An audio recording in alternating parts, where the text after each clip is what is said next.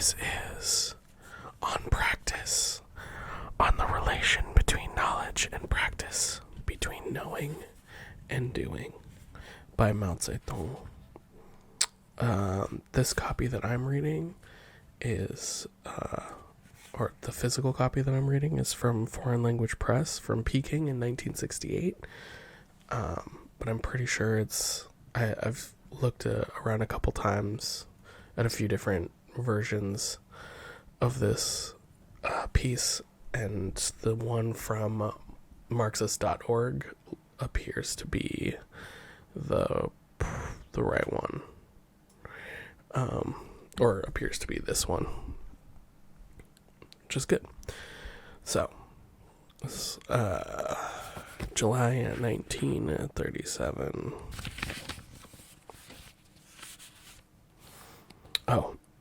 And then there's a publisher's note, which is not on what's on screen, but it says the present English translation of On Practice has been made from the Chinese text given in the selected works of Mao Zedong, Volume 1, published by the People's Publishing House, Peking in July 1952.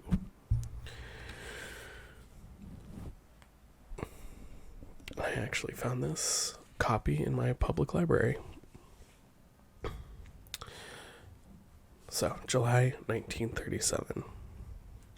There used to be a number of comrades in our party who were dogmatists and who for a long period rejected the experience of the Chinese Revolution, denying the truth that quote, Marxism is not a dogma but a guide to action, and overawing people with words and phrases from Marxist works torn out of context. There were also a number of comrades who were empiricists and who for a long period restricted themselves to their own fragmentary experience and did not understand the importance of the importance of theory for revolutionary practice, or see the revolution as a whole, but worked blindly, though industriously. The erroneous ideas of these two types of comrades, and particularly of the dogmatists, caused enormous losses to the Chinese Revolution during 1931 to 1934. And yet the dogmatists, cloaking themselves as Marxists, confused a great many comrades. On Practice was written in July 1937 in order to expose the subjectivist errors of dogmatism and empiricism in the party, and especially the error of dogmatism from the standpoint of the Marxist theory of knowledge. It was entitled On Practice because its stress was on exposing the dogmatist kind of subjectivism which belittles practice. The ideas contained in this essay were presented by the Comrade Mao Zedong in a lecture at the Anti-Japanese Military and Political College in Yan'an. Committee for the Publication of Selected Works of Mao Zedong, Central Committee of the Communist Party of China. Before Marx, materialism examined the problem of knowledge apart from the social nature of man and apart from his historical development, and was therefore incapable of understanding the dependence of knowledge on social practice, that is, the dependence of knowledge on production and class struggle. Above all, Marxists regard man's activity in production as the most fundamental practical activity, the determinant of all his other activities. Man's knowledge depends mainly on his activity in material production, through which he comes gradually to understand the phenomena, the properties and laws of nature, and the relations between himself and nature. And through his activity in production, he also gradually comes to understand, in varying degrees, certain relations that exist between man and man. None of this knowledge can be acquired apart from activity in production. In a classless society, every person, as a member of society, joins in common effort with the other members, enters into definite relations of production with them, and engages in production to meet man's material needs. In all class societies, the members of the different social classes also enter in different ways into definite relations of production and engage in production to meet their material needs. This is the military source from which human knowledge develops. Man's social practice is not confined to activity in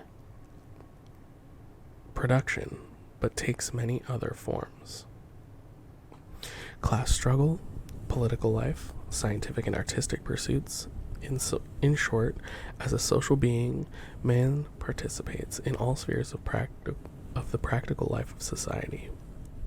Thus, man, in varying degrees, comes to know the different relations between man and man, not only through his material life, but also through his political and cultural life, both of which are intimately bound up with material life. Of these other types of social practice, class struggle in particular, in all its forms, exerts a profound influence on the development of man's knowledge.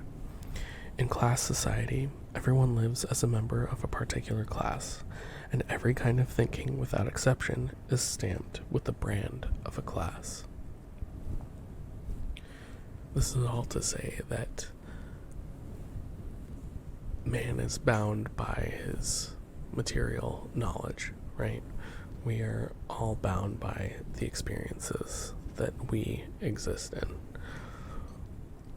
And in a class society, that means we are all bound by the knowledge contained within our class, and bound by with the limitations of that class. Marxists hold that in human society, activity and production develops step by step, from a lower to a higher level, and that consequently man's knowledge, whether of nature or of society, also develops step by step from a lower to a higher level. That is, from the shallower to the deeper, from the one-sided to the many-sided. For a very long period in history, men were necessarily confined to a one-sided understanding of the history of society because, for one thing, the bias of the exploiting classes always distorted history, and, for another, the small scale of production limited man's outlook. It was not until the modern proletariat emerged, along with immense forces of production, large-scale industry, that man was able to acquire a comprehensive historical understanding of the development of society, and turn this knowledge into a science, the science of Marxism. Marxists hold that man's social practice alone is the criterion of the truth of his knowledge of the external world. What actually happens is that man's knowledge is verified only when he achieves the anticipated result in the process of social practice. Material production, class struggle, or scientific experiment. If a man wants to succeed in his work, that is, to achieve the anticipated results, he must bring his ideas into correspondence with the laws of the objective external world. If they do not correspond, he will fail in his practice. After he fails, he draws his lessons, corrects his ideas to make them correspond to the laws of the natural world.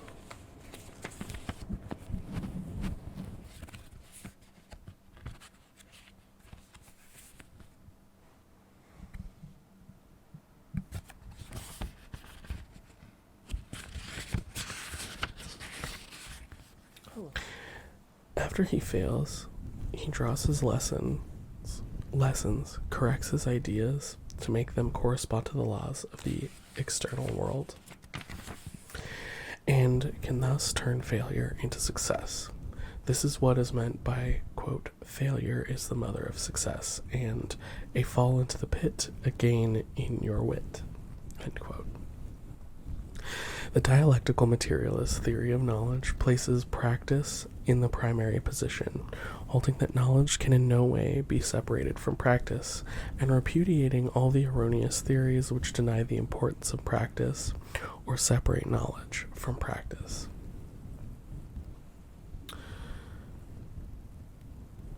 Thus, Lenin said, practice is higher than theoretical knowledge, for it has not only the dignity of universality, but also of immediate actuality.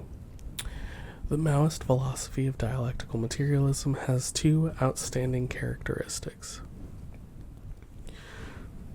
One is its class nature. It openly avows that dialectical materialism is in the service of the proletariat. The other is its practicality. It emphasizes the dependence of theory on practice, emphasizes that theory is based on practice, and in turn serves practice. The truth of any knowledge or theory is determined not by subjective feelings, but by objective results in social practice. Only social practice can be the criterion of truth. The standpoint of practice is the primary and basic standpoint in the dialectical materialist theory of knowledge. So this has two notes in here. Note 1 is the Lenin quote. This is from Conspectus of Hegel's. This is from Lenin, Conspectus of Hegel's The Science of Logic, Collected Works, Russia edition, Moscow, 1958, volume 38, page 205. Note 2, see Karl Marx, Theses on Feuerbach, Karl Marx and Friedrich Engels, Selected Works in 2 volumes, English edition, FLPH, Moscow, 1958, volume 2, page 403, and V.I. Lenin, Materialism and Empirio-Criticism, English edition, FLPH, Moscow, 1952, pages 136 to 42. But how then does human knowledge arise from practice, and in turn serve practice? This will become clear if we look at the process of development of knowledge. In the process of practice, man at first sees only the phenomenal side, the separate aspects, the external relations of things. For instance, some people from outside come to Yan'an on a tour of observation. In the first day or two, they see its topography, streets, and houses. They meet many people, attend banquets, evening parties, and mass meetings, hear talk of various kinds, and read various documents. All these being the phenomena, the separate aspects, and the external relations of things. This is called the perceptual stage of cognition, namely the stage of sense perceptions and impressions. That is, these particular things in Yan'an act on the sense organs of the members of the observation group, evoke sense perceptions, and give rise in their brains to many impressions together with a rough sketch of the external relations among these impressions. This is the first stage of cognition. At this stage, man cannot, as yet, form conceptions which are deeper or draw logical conclusions. As social practice continues, things that give rise to man's sense perceptions and impressions in the course of his practice are repeated many times. Then a sudden change, leap, takes place in the brain in the process of cognition, and concepts are formed. Concepts are no longer the phenomena, the separate aspects of the external relations of things. They grasp the essence, the totality, and the internal relations of things. Between concepts and sense perceptions, there is not only a quantitative but also a qualitative difference. Proceeding further by means of judgment and inference, one is able to draw logical conclusions. The expression in Sanquo Kenyi, knit the brows and a stratagem comes to mind, or in everyday language, let me think it over. Refers to man's use of concepts in the brain to form judgments and inferences. This is the second stage of cognition. When the members of the observation group have collected various data and, what is more, have thought them over, they are able to arrive at the judgment that the Communist Party's policy of the National United Front against Japan is thorough, sincere, and genuine.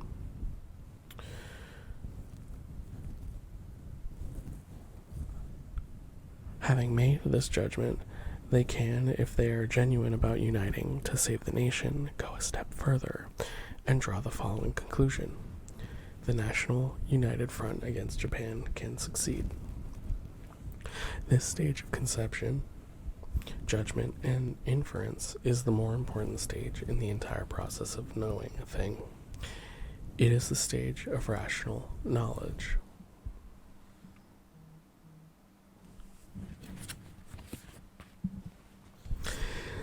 The real task of knowing is, through perception, to arrive at thought, to arrive step by step at the comprehension of the internal contradictions of objective things, of their laws, and of the internal relations between one process and another, that is, to arrive at logical knowledge. To repeat logical knowledge differs from perceptual knowledge. In that perceptual knowledge pertains to the separate aspects, the phenomena, and the external relations of things, whereas logical knowledge takes a big stride forward to reach the totality, the essence, and the internal relations of things, and discloses the inner contradictions in the surrounding world. Therefore, logical knowledge is capable of grasping the development of the surrounding world in its totality, in the internal relations of all its aspects. This dialectical materialist theory of process of development of knowledge, basing itself on practice and proceeding from the shallower to the deeper, was never worked out by anybody before the rise of Marxism.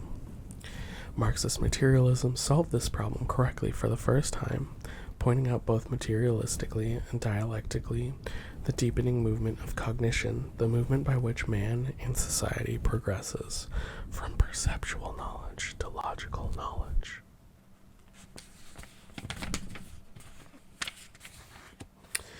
In his complex, constantly recurring practice of production and class struggle, Lenin said that the abstraction of matter of a law of nature, the abstraction of value,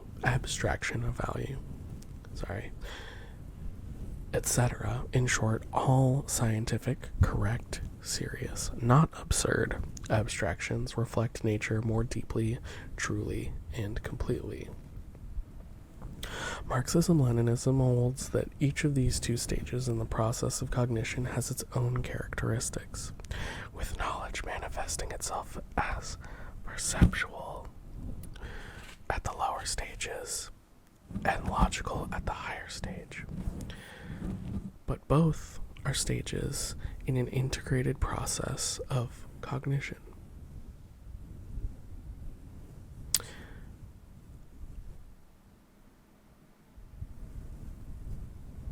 The perceptual and the rational, not the national, the rational. Sorry. The perceptual and the rational are qualitatively different, but are not divorced from each other. They are unified on the basis of practice. Our practice proves that what is perceived cannot at once be comprehended and that only what is comprehended can be more deeply perceived. Perception only solves the problem of phenomena. Theory alone can solve the problem of essence. The solving of both these problems is not separable in the slightest degree from practice.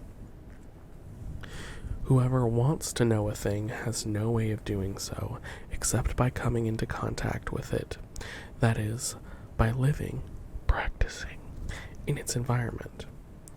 In feudal society, it was impossible to know the laws of capitalist society in advance because capitalism had not yet emerged. The relevant practice was lacking. Marxism could be the product only of capitalist society. Marx, in the era of laissez-faire capitalism, could not concretely know certain laws peculiar to the era of imperialism beforehand, because imperialism, the last stage of capitalism, had not yet emerged and the relevant practice was lacking. Only Lenin and Stalin could undertake this task. Leaving aside their genius, the reason why Marx, Engels, Lenin, and Stalin could work out their theories was mainly that they personally took part in the practice of class struggle and the scientific experimentation of their time. Lacking this condition, no genius could have succeeded. The saying, "Without stepping outside his gate, the scholar knows all the wide world's affairs," was merely empty talk in past times when technology was underdeveloped. Even though this saying can be valid in the present age of developed technology, the people with real personal knowledge are those engaged in practice the wide world over. And it is only when these people have come to know through their practice, and when their knowledge has reached him through writing and technical media, that the scholar can indirectly know all the wide world's affairs. If you want to know a certain thing or a certain class of things directly, you must personally participate in the practical struggle to change reality, to change that thing or class of things. For only thus can you come into contact with them as phenomena. Only through personal participation in the practical struggle to change reality can you uncover the essence of that thing or class of things and comprehend them. This is the path to knowledge which every man actually travels. Though some people, deliberately distorting matters, argue the contrary. The most ridiculous person in the world is the know-all, who picks up a smattering of hearsay knowledge and proclaims himself the world's number one authority. This merely shows that he has not taken a proper measure of himself. Knowledge as a matter of science, and no dishonesty or conceit whatsoever is permissible. What is required is definitely the reverse honesty and modesty. Is definitely the reverse honesty and modesty.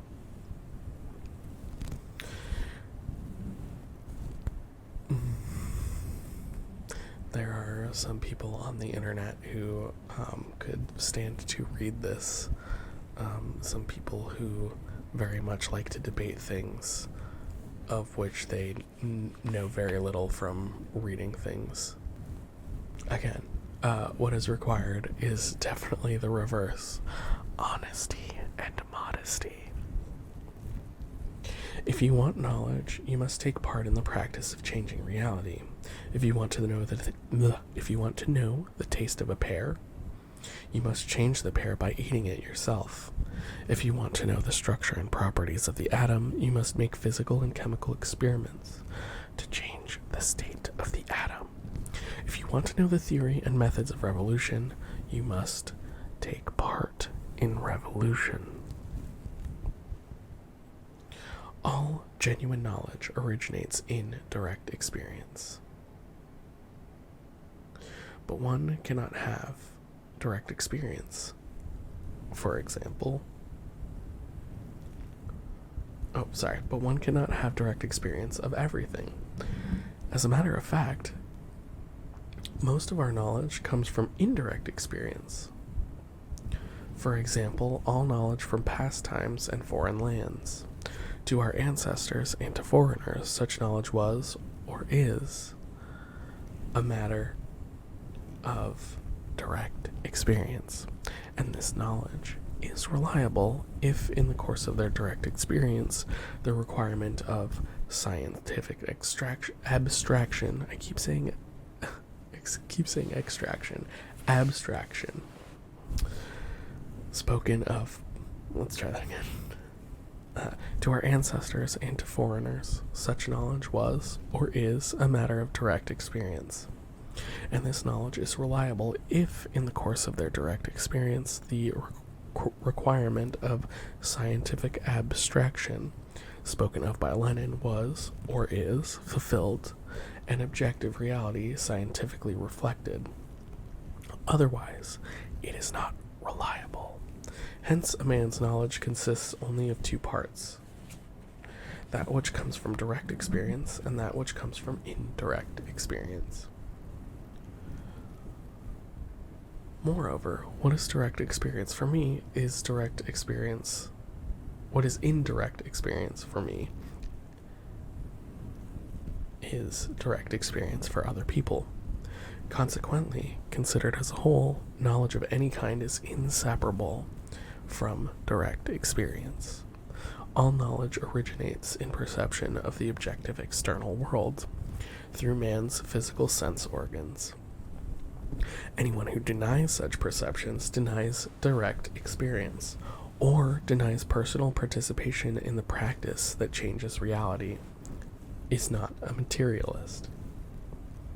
That is why the know-all is ridiculous. There is an old Chinese saying, how can you catch tiger cubs without entering the tiger's lair? This saying holds true for man's practice and also holds true for the theory of knowledge. There can be no knowledge apart from practice.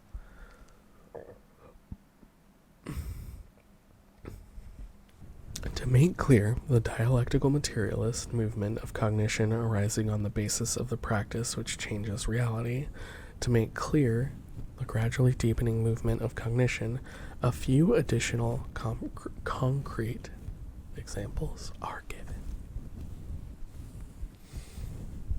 In the knowledge of capitalist society, the proletariat was only in the perceptual stage. In its knowledge of capitalist society, the proletariat was only in the perceptual stage of cognition. In the first period of its practice, the period of machine smashing and spontaneous struggle, it knew only some of the aspects of the external relations to the phenomena of capitalism. The proletariat was still a class in itself. But when it reached the second period of its practice, the period of conscience and organized economic and political struggle, the proletariat was able to comprehend the essence of capitalist society, the relations of exploitation between social classes, and its own historical task. And it was able to do so because of its own practice and because of its experience of prolonged struggle, which Marx and Engels scientifically summed up in all its variety to create the theory of Marxism for the education of the proletariat.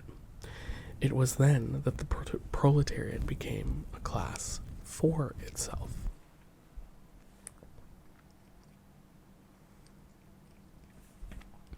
Similarly, with the Chinese people's knowledge of imperialism, the first stage was one of superficial perceptual knowledge, as shown in the indiscriminate anti-foreign struggles of the movement of the Taiping Heavenly Kingdom, note 5, the Yiho Tuan movement, note 6, and so on. It was only in the second stage that the Chinese people reached the stage of rational knowledge, saw the internal and external contradictions of imperialism, and saw the essential truth that imperialism had allied itself with China's comprador and feudal classes to oppress and exploit the great masses of the Chinese people. This knowledge began about the time of the May 4th movement, 1919, note 7. So I think there are some, yes, these are not in the notes on this PDF, but they are in the notes in here, and hopefully, if I remember to do it, I'll put them in the description of the video, the YouTube video that this will become. So note 5. The movement of the Taiping Heavenly Kingdom was the mid-19th century revolutionary peasant movement against the feudal rule and national oppression of the Qing dynasty. In January 1851, Heng Shuichuan, Yang Shuiqing, and other leaders launched an uprising in Jintian village in Kuiping County, Guangxi Province, and proclaimed the founding of the Taiping Heavenly Kingdom. Proceeding northward from Guangxi, their peasant army attacked and occupied Hunan and Hubei in 1852. In 1853, it marched through Jiangxi and Anhui and captured Nanking. A section of the forces then continued to drive north and pushed on to the vicinity of Tianjin. However, the Taiping army failed to build stable base areas in the places it occupied. Moreover, after establishing its capital in Nanking, the leading group committed many political and military errors. Therefore, it was unable to withstand the combined onslaughts of the counter-revolutionary forces of the Qing government and the British, US, and French aggressors, and was finally defeated in 1864. I'm sure I mispronounced all of those places and people. What's up, Blood and Donuts? I'm really enjoying this.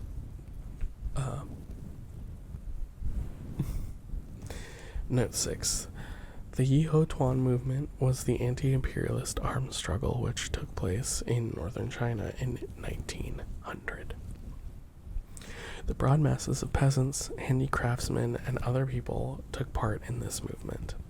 Getting in touch with one another through religious and other channels, they organized themselves on the basis of secret societies and waged a heroic struggle against the joint forces of aggression of the 8 imperialist powers: the United States, Britain, Japan, Germany, Russia, France, Italy, and Austria. The movement was put down with indescribable savagery after the joint forces of aggression occupied Tianjin and Peking. The May 4th movement was an anti-imperialist and anti-feudal revolutionary movement. Note 7. This is note 7. The May 4th movement was an anti-imperialist and anti-feudal revolutionary movement which began on May 4th, 1919, in the first half of that year. The victors of World War I, i.e. Britain, France, the United States, Japan, Italy, and other imperialist countries, met in Paris to divide the spoils and decide that Japan should take over the privileges previously enjoyed by Germany in Shantung Province, China. The students of Peking were the first to show determined opposition to this scheme, holding rallies and demonstrations on May 4th. The Northern Warlord government arrested more than 30 students in an effort to suppress this opposition. In protest, the students of Peking went on strike, and large numbers of students in other parts of the country responded. On June 3rd, the Northern Warlord government started arresting students in Peking en masse, and within 2 days, about 1,000 were taken into custody. This aroused still greater indignation throughout the country. From June 5th onward, the workers of Shanghai and many other cities went on strike, and the merchants in these places shut their shops. Thus, what was at first a patriotic movement consisting mainly of intellectuals rapidly developed into a national patriotic movement, embracing the proletariat, the urban petty bourgeoisie, and the bourgeoisie. And along with the growth of this patriotic movement, the new cultural movement, which had begun before May 4th, was a movement against feudalism and for the promotion of science and democracy, grew into a vigorous and powerful revolutionary cultural movement whose main current was the propagation of Marxism-Leninism. Next, let us consider war. If those who lead a war lack experience of war, then at the initial stage they will not understand the profound laws pertaining to the directing of a specific war, such as our agrarian revolutionary war of the past decade. At the initial stage, they will merely experience a good deal of fighting and, what is more, suffer many defeats. But this experience, the experience of battles won and especially of battles lost, enables them to comprehend the inner thread of the whole war, namely the laws of that specific war, to understand its strategy and tactics, and consequently to direct the war with confidence.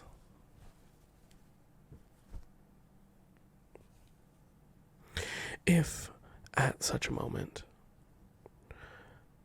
the command is turned over to an inexperienced person, then he too will have to suffer a number of defeats, gain experience, before he can comprehend the true laws of the war.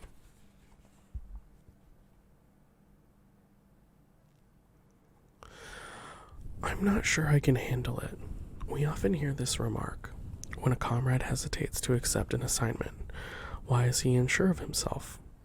Because he has no systematic understanding of the content and circumstances of the assignment, or because he has had little or no contact with such work, and so the laws governing it are beyond him. After a detailed analysis of the nature and circumstances of the assignment, he will feel more sure of himself and do it willingly. If he spends some time at the job and gains experience, and if he is a person who is willing to look into matters with an open mind, and not one who approaches problems subjectively, one-sidedly, and superficially, then he can draw conclusions for himself as to how to go about the job, and do it with much more courage.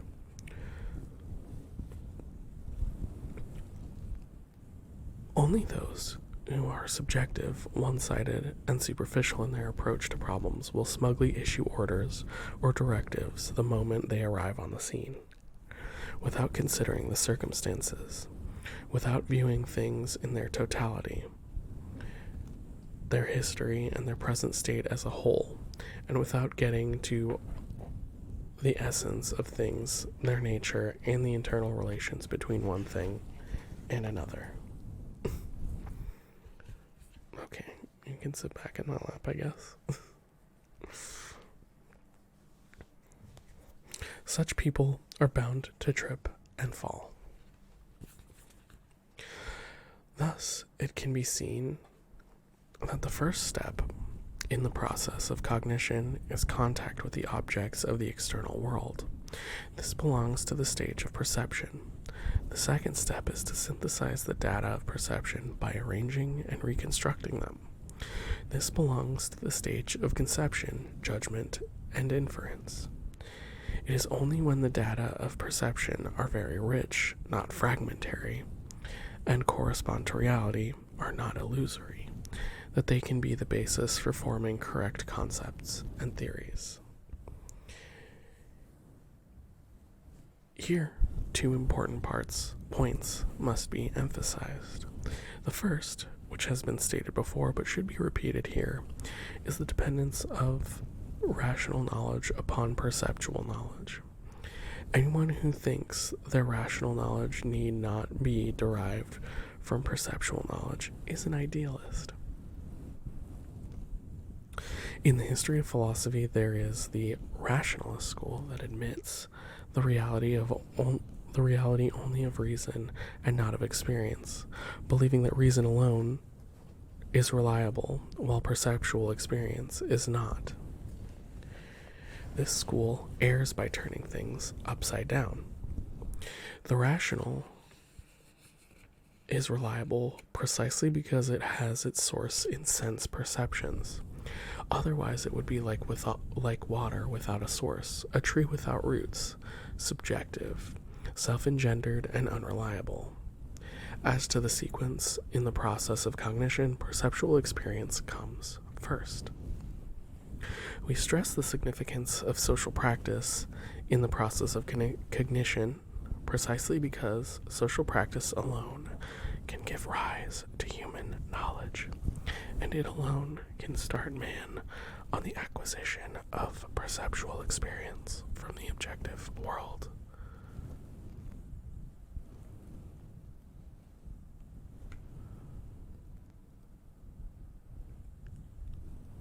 For a person who shuts his eyes, stops his ears, and totally cuts himself off from the objective world, there can be no such thing as knowledge. Knowledge begins with experience. This is the materialism of the theory of knowledge. And this, again, comes back to those so-called leftists who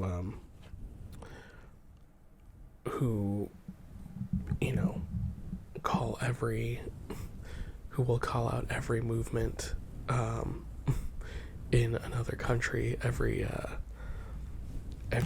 revolution, and say, well, that's not how it should be done, without ever having taken part in a revolution, or without ever having experienced the things that they're prattling on about. And then doing things like repeating State Department talking points and calling themselves like true leftists or whatever. They are people who purely exist in the realm of thought. The second point is that knowledge needs to be deepened, that the perceptual stage of knowledge needs to be developed to the rational stage. This is the dialectics of the theory of knowledge. This is point 5 in mine. It's note 8. To think that knowledge can stop at the lower perceptual stage, and that perceptual knowledge alone is reliable while rational knowledge is not, would be to repeat the historical error of empiricism. Sorry. This theory errs in failing to understand that although the data of perception reflect certain realities in the objective world, I'm not speaking here of idealist empiricism, which confines experience to so-called introspection. They are merely one-sided and superficial, reflecting things incompletely and not reflecting their essence. Fully to reflect a thing in its totality, to reflect its essence, to reflect its inherent laws, it is necessary, through the exercise of thought, to reconstruct the rich data of sense perception, discarding the dross and selecting the essential, eliminating the false and retaining the true, proceeding from the one to the other and from the outside to the inside, in order to form a system of concepts and theories. It is necessary to make a leap from perceptual to rational knowledge. Such reconstructed knowledge is not more empty or more unreliable. On the contrary, whatever has been scientifically reconstructed in the process of cognition on the basis of practice reflects objective reality. As Lenin said, more deeply, more truly, more fully. As against this, vulgar practical men respect experience but despise theory, and therefore cannot have a comprehensive view of an entire objective process, lack clear direction and long-range perspective, and are complacent over occasional successes and glimpses of truth.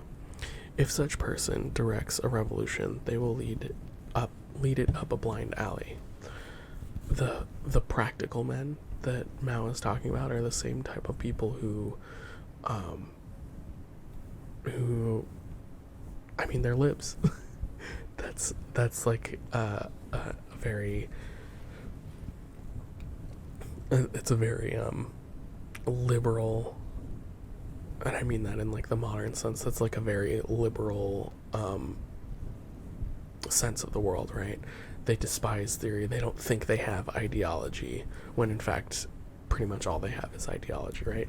It's the people who will tell you to go vote, who will tell you like vote blue no matter who, because like those are the practical actions to take, right? There's a certain aspect of realpolitik that denies ideology but is mired in it.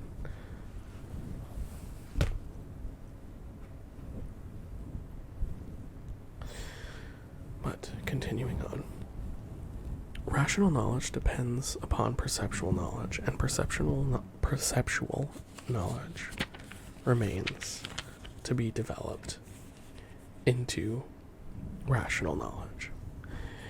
This is the dialectical materialist theory of knowledge. In philosophy, neither rationalism nor empiricism understands the historical or dialectical nature of knowledge.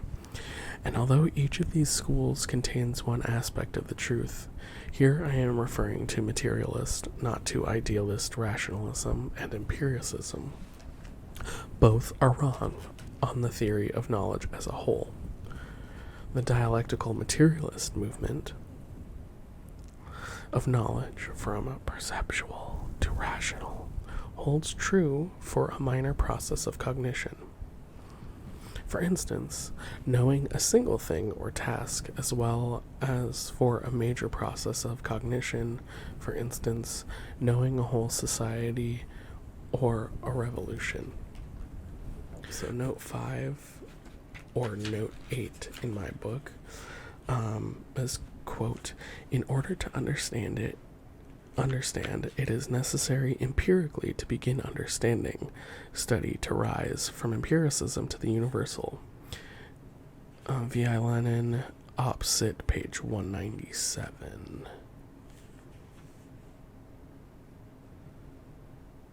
So that must be the conspectus on Hegel. But the movement of knowledge does not end here. If the dialectical materialist movement of knowledge were to stop at rational knowledge, only half the problem would be dealt with, and as far as Marxist philosophy is concerned, only the less important half at that. Marxist philosophy holds that the most important problem does not lie in understanding the laws of the objective world, and thus being able to explain it, but in applying the knowledge of these laws actively to change the world. From the Marxist viewpoint, theory is important, and its importance is fully expressed in Lenin's statement, without revolutionary theory, there can be no revolutionary movement. But Marxism emphasizes the importance of theory precisely and only because it can guide action. If we have a correct theory but merely prate about it, pigeonhole it, and do not put it into practice, then the theory, however good, is of no significance. Knowledge begins with practice, and theoretical knowledge which is acquired through practice must then return to practice.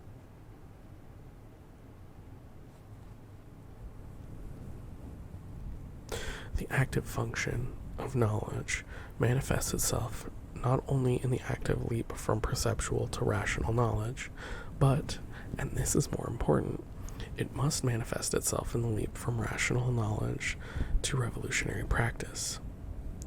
The knowledge which grasps the laws of the world must be redirected to the practice of changing the world, must be applied anew in the practice of production, in the practice of revolutionary class struggle, and revolutionary national struggle,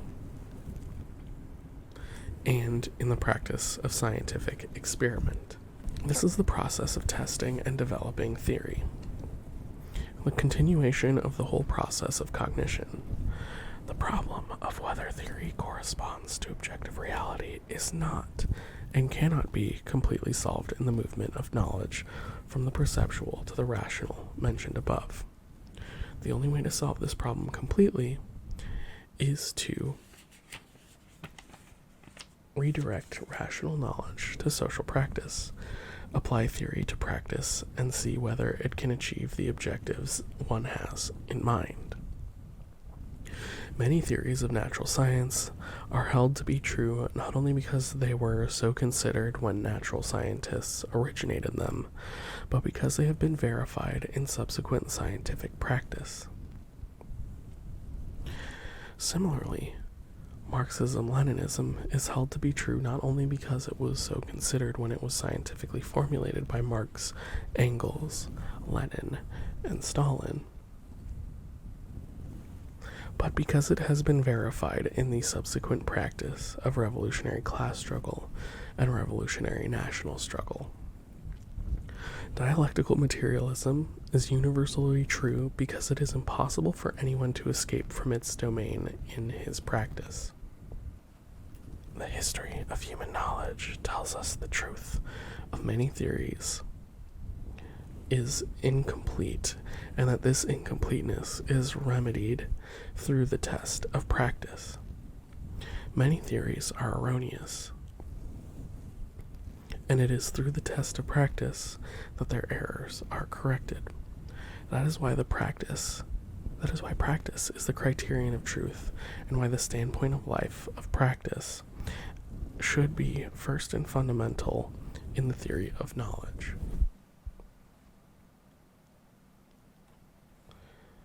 Note 7. Stalin has well said, theory becomes purposeless if it is not connected with the revolutionary practice, just as practice gropes in the dark if its path is not illumined by revolutionary theory. Note 8. Or 10 and 11 in my case. Note 10 is VI Lenin Materialism and Imperiocriticism, English edition, FLPH, Moscow, 1952, page 141. Note 11, J.V. Stalin, The Foundation of Leninism, Problems of Leninism, English edition, FLPH, Moscow, 1954, page 31. When we get to this point, is the movement of knowledge completed? Our answer is, it is, and yet it is not. When men in society throw themselves into the practice of changing a certain objective process, whether natural or social, at a certain stage of its development they can, as a result of the reflection of the objective process in their brains and the exercise of their conscious dynamic role, advance their knowledge from the perceptual to the rational, and create ideas, theories, plans, or programs which correspond in general to the laws of the objective process. They then apply these ideas, theories, plans, or programs in practice in the same objective process. And if they can realize the aims they have in mind, that is, if in the same process of practice they can translate, or on the whole, translate those previously formulated ideas, theories, plans, or programs into fact, then the movement of knowledge may be considered completed with regard to this particular process. In the process of changing nature, take for example the fulfillment of an engineering plan, the verification of a scientific hypothesis, and the manufacture of an implement or the reaping of a crop, or in the process of changing society, take for example the victory of a strike, victory in a war, or the fulfillment of an educational plan. All these may be considered the realization of aims one has in mind. But generally speaking, whether in the practice of changing nature or of changing society, men's original ideas, theories, plans, or programs are seldom realized without an alteration. This is because people engaged in changing reality are usually subject to numerous limitations. They are limited not only by existing scientific and technological conditions, but also by the development of the objective process itself, and the degree to which this process has become manifest. This is because people engaged in changing reality are usually subject to numerous limitations.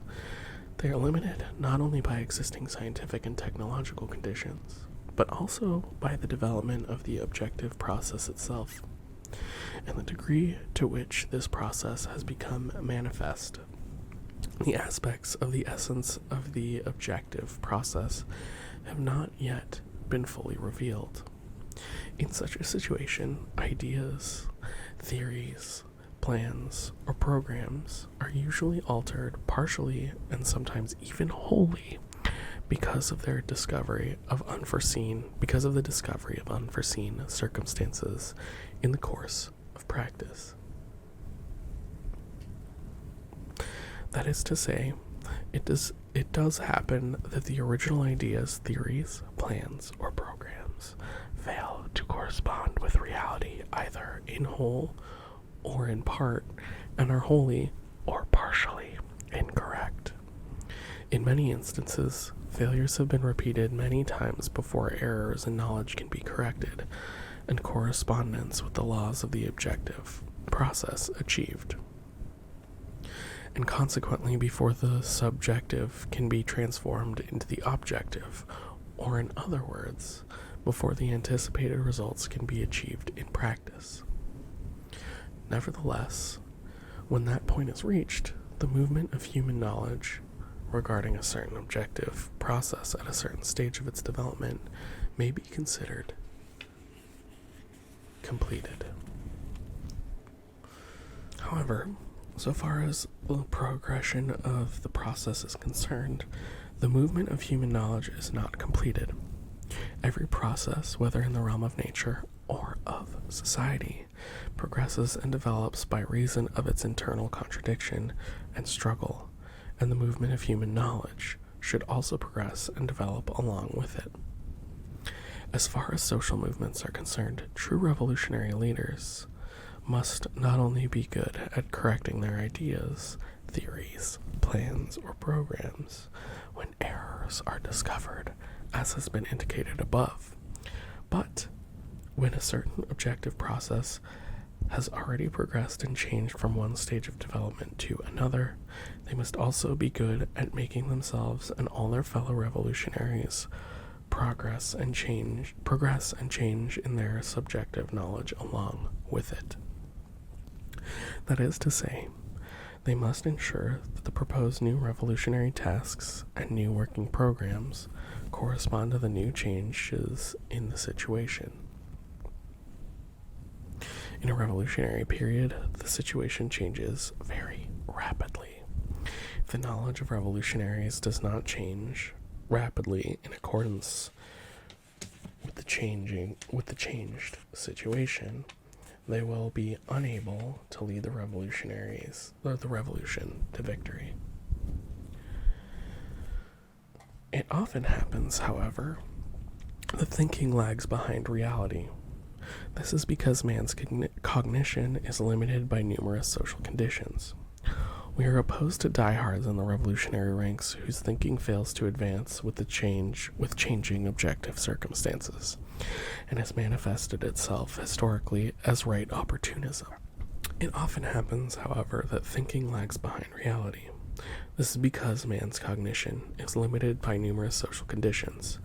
We are opposed to diehards in the revolutionary ranks whose thinking fails to advance with changing objective circumstances, and has manifested itself historically as right opportunism. These people fail to see the struggle of opposites has already pushed the objective process forward while their knowledge has stopped at the old stage. This is characteristic of the thinking of all diehards. Their thinking is divorced from social practice, and they cannot march ahead to guide the chariot of society. They simply trail behind, grumbling that it goes too fast, and trying to drag it back to turn it in the opposite direction. We are also opposed to left phrase-mongering. The thinking of leftists, quote-unquote, outstrips a given stage of development of the objective process. Some regard their fantasies as truth, while others strain to realize in the present an ideal which can only be realized in the future. They alienate themselves from the current practice of the majority of people and from the realities of the day, and show themselves adventurous in their actions. Sounds like a lot of ultras to me, personally. Idealism and mechanical materialism, opportunism and adventurism are all characterized by the breach between the subjective and the objective, by the separation of knowledge from practice. The Marxist-Leninist theory of knowledge, characterized as it is by scientific social practice, cannot but resolutely oppose these wrong ideologies. Marxists recognize that in the absolute and general process of development of the universe, the development of each particular process is relative, and that hence, in the endless flow of absolute truth, man's knowledge of a particular process at any given stage of development is only relative truth. The sum total of innumerable relative truths constitutes absolute truth. No, 9. The development of an objective process is full of contradictions and struggles, and so is the development of the movement of human knowledge. All the dialectical movements of the objective world can sooner or later be reflected in human knowledge. In social practice, the process of coming into being, developing, and passing away is infinite. And so is the process of coming into being, developing, and passing away in human knowledge. As man's practice, which changes objective reality in accordance with given ideas, theories, plans, or programs, advances further and further, his knowledge of objective reality likewise becomes deeper and deeper. The movement of change in the world of objective reality is never ending, and so is man's cognition of truth through practice. Marxism-Leninism has in no way exhausted truth, but ceaselessly opens up roads to the knowledge of truth in the course of practice. Our conclusion is the concrete historical unity of the objective and the objective of theory and practice, of knowing and doing, and we are opposed to all erroneous ideologies, whether left or right, which depart from concrete history. In the present epoch of development of society, the responsibility of correctly knowing and changing the world has been placed by history upon the shoulders of the proletariat and its party. This process, the practice of changing the world, which is determined in accordance with scientific knowledge, has already reached a historic movement in the world and in China. A great moment unprecedented in human history, that is, the moment for completely banishing darkness from the world and from China, and for changing the world into a world of light such as never previously existed. The struggle of the proletariat and the revolutionary people to change the world comprises the fulfillment of the following tasks: to change the objective world and, at the same time, their own subjective world; to change their cognitive ability and change the relations between the subjective and the objective world. Such a change has already come about in one part of the globe, in the Soviet Union. There, the people are pushing forward this process of change. The people of China and the rest of the world either are going through or will go through such a process. And the objective world, which is to be changed, also includes all the opponents to change who, in order to be changed, must go through a stage of compulsion before they can enter the stage of voluntary, conscious change. The epoch of world communism will be reached when all mankind voluntarily and consciously changes itself and the world. Discover the truth through practice, and again through practice verify and develop the truth. Start from perceptual knowledge and actively develop it into rational knowledge. Then start from rational knowledge and actively guide revolutionary practice to change both the subjective and the objective world. Practice, knowledge, again practice, and again knowledge. This form repeats itself in endless cycles, and with each cycle, the content of practice and knowledge rises to a higher level. Such is the whole of the dialectical materialist theory of knowledge, and such is the dialectical materialist theory of the unity of knowing and doing. From V.I. Lenin, Materialism and Empirio-Criticism, FLPH, Moscow, page 129 through 136. Thank you for watching this video. I hope you enjoyed, and if you did so, please consider giving this video a thumbs up and subscribing to my channel if you haven't done so already.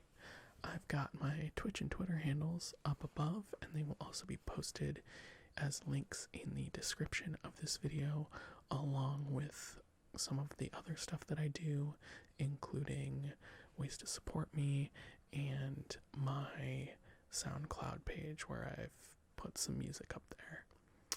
If you want to participate in these videos, Twitch is where we do that. We record these live and then I cut them together into a more cohesive ASMR video. So consider following us there. I hope you enjoyed, and we'll see you next time.